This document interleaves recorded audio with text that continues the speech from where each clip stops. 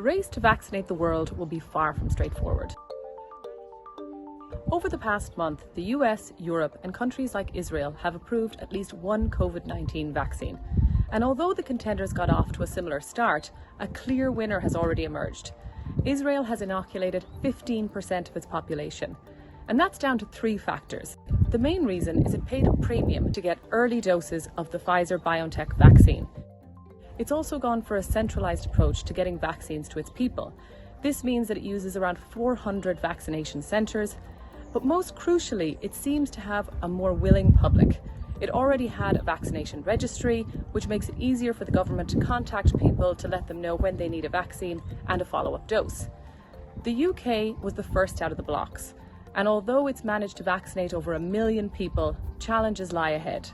It needs to recruit staff and actually build the vaccination centres themselves. Without that, they are now using a decentralised approach, hospitals and doctors' offices, to administer vaccines. But the problem is the National Health Service is already overwhelmed.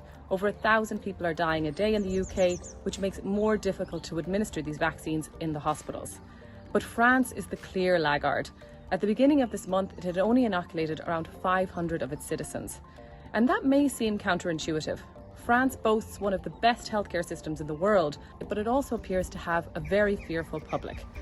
In a recent poll, 60% of its citizens said that they would not take a COVID-19 vaccine.